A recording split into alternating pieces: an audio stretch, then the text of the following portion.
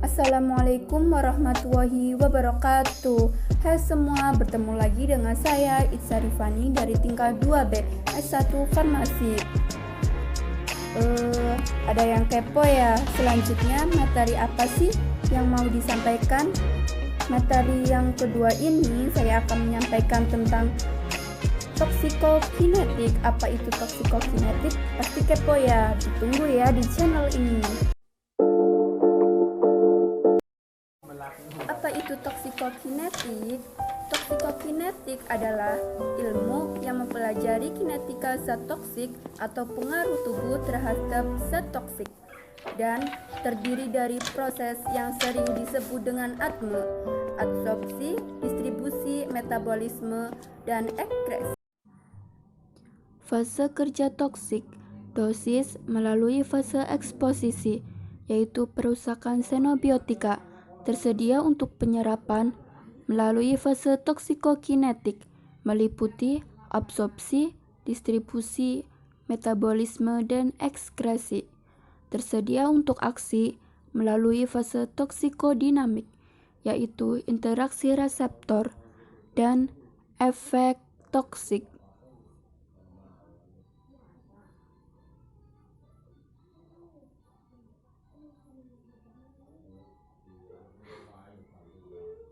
Penentu ketoksikan xenobiotik. Pertama ada konsentrasi dan durasi xenobiotik pada tempat masuk atau portal of entry.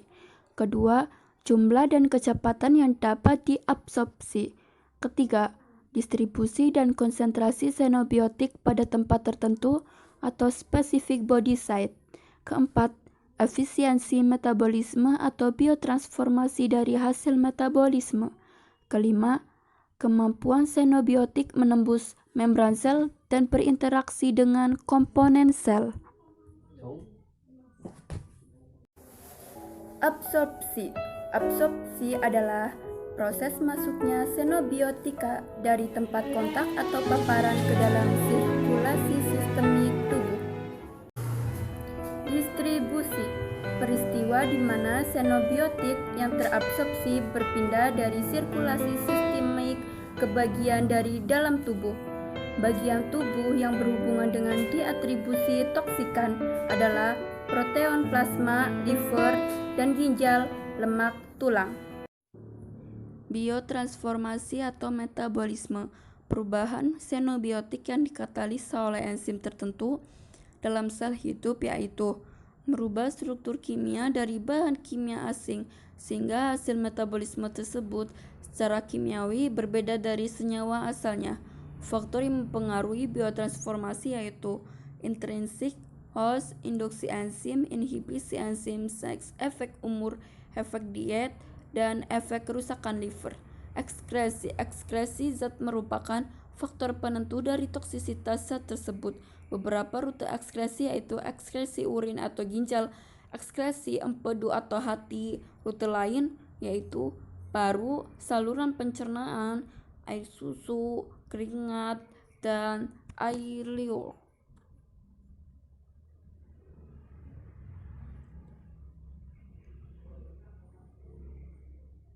Review jurnal dengan judul Bioakumulasi ion tembaga pada ikan nila Oreochromis niloticus L di instalasi pengolahan air limbah pada IPAL, Bantul. Abstrak. Penelitian ini bertujuan untuk mengetahui kandungan ion tembaga pada kolam fakultatif dan kolam pematangan di IPAL Sewan Bantul serta mempelajari kemampuan bioakumulasi ion tembaga pada tubuh ikan nila. Penelitian ini dilaksanakan di Sewan Bantul dan di Laboratorium Biokimia Fakultas Biologi UGM. Ikan nila sebagai hewan uji diletakkan di kolam pematangan dan kolam fakultatif IPAL Sewan Bantul selama 2 minggu. Ikan nila tersebut kemudian diambil setiap minggu. Sampel berupa otot, hati, dan insang dari ikan nila didestruksi dengan metode digesti basah. Kandungan ion tembaga pada kolam dan ikan nila ditentukan dengan Atomic Absorption Spectrophotometer atau AAS. Hasil menunjukkan bahwa kandungan ion tembaga di kolam fakultatif hari Minggu ke-0 sampai 2 berkisar 0,076 sampai 0,088 mg per liter. Sedangkan di kolam pematangan berkisar 0,024 sampai 0,030 mg per liter. Nilai ini masih di bawah ambang standar baku mutu. Ion tembaga dapat terakumulasi pada hati dan insang ikan nila. Ion tembaga lebih banyak berakumulasi di hati dibandingkan insang dan tidak dapat berakumulasi pada otot ikan nila. Kata kunci ikan nila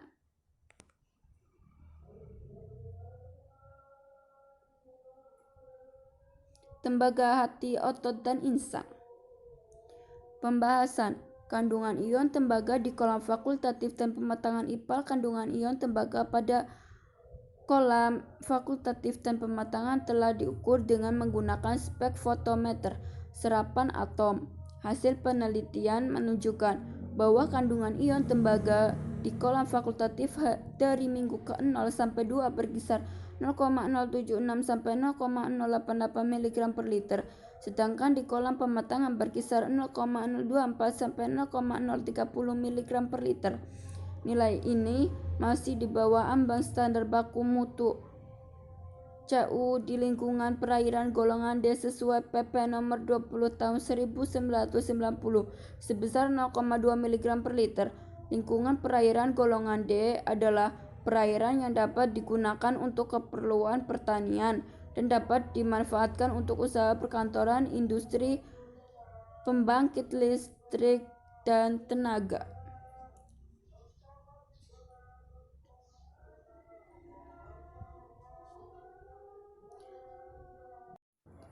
Kandungan ion tembaga Cu dalam air limbah di kolam fakultatif dan pematangan IPAL antar minggu 0, 1, dan 2. Minggu 0 kolam fakultatif 0,076 kurang lebih 0,000, kolam pematangan 0,024 kurang lebih 0,001. Minggu ke-1 0,079 kurang lebih 0,023, kolam pematangan 0,014 kurang lebih 0,003. Minggu 2 kolam fakultatif 0,088 kurang lebih 0,002, kolam pematangan 0,030 kurang lebih 0,001. Kesimpulan, berdasarkan hasil penelitian dapat disimpulkan bahwa kandungan ion tembaga Cu pada kolam fakultatif dan kolam pematangan di IPAL, Sewan, Bantul menunjukkan nilai di bawah ambang batas standar baku.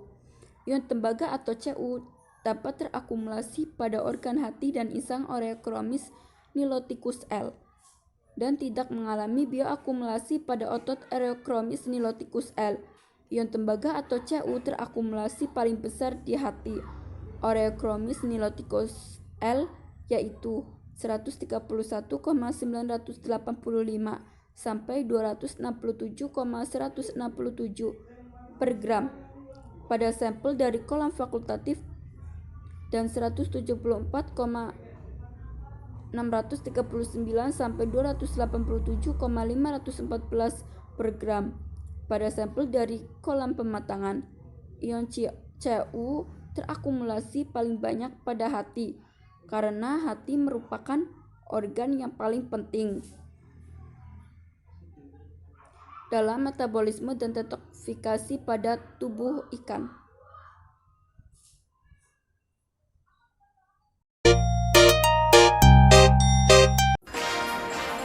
Terima kasih semuanya yang sudah menonton channel saya. Jangan lupa like and subscribe ya di YouTube saya. Jangan lupa juga follow IG saya ya. Jangan lupa Iksarifani 99. Follow.